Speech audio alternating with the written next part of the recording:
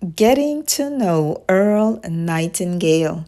Earl Nightingale was an American radio speaker and author, dealing mostly with the subjects of human character development, motivation, and meaningful existence. He was the voice during the early 1950s of Sky King, the hero of a radio adventure series, and was a WGN radio program host from 1950 to 1956.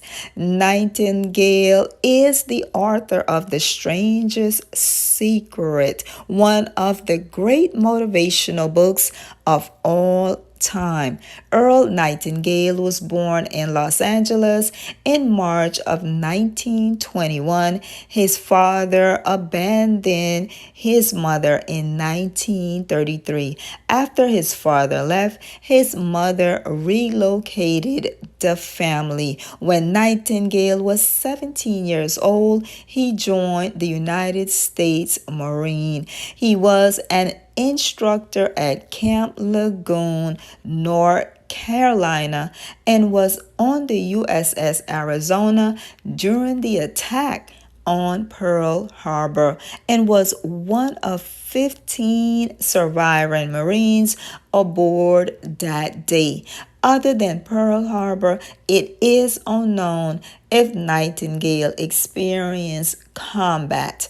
After the war, Nightingale began work in the radio industry, which eventually resulted in work as a motivational speaker.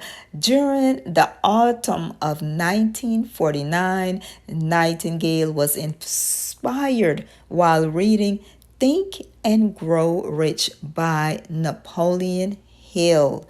When he was 29, Earl's enlightenment had come to him as a bolt out of the blue while reading Think and Grow Rich. It came when he realized that 6 words he read were the answer to the question he had been looking for: that we become what we think about.